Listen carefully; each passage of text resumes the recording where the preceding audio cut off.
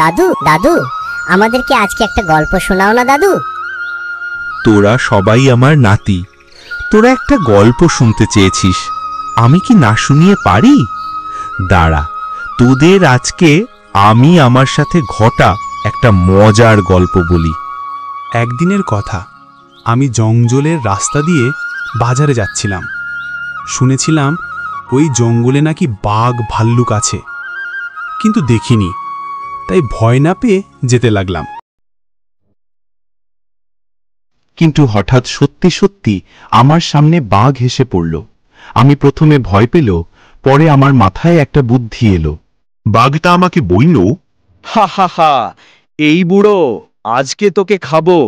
কতদিন মানুষের মাংস খাই না, হালুম।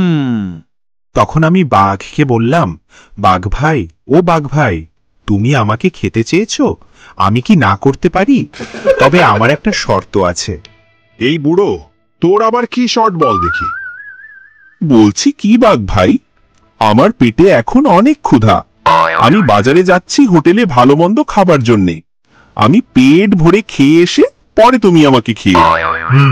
তুই ঠিক কথা বলেছিস, তোকে এখন খেলে আমার পেট ভরবে না। যা, তুই বেশি করে খেয়ে আয়, তারপরে তোকে খাবো।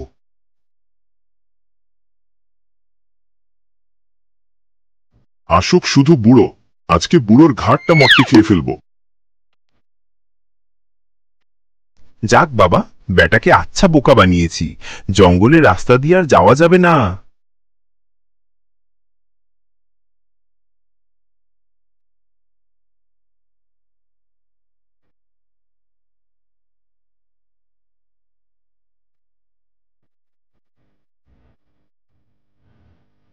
কি গো বাঘ ভাই, এখানে বসে বসে ঘুমাচ্ছ কেন গো?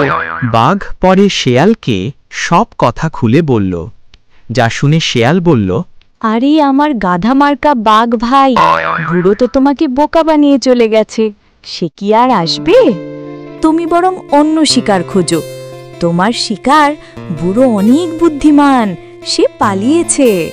বোকা বাঘ লজ্জায় মাথা নিচু করে ফেলল।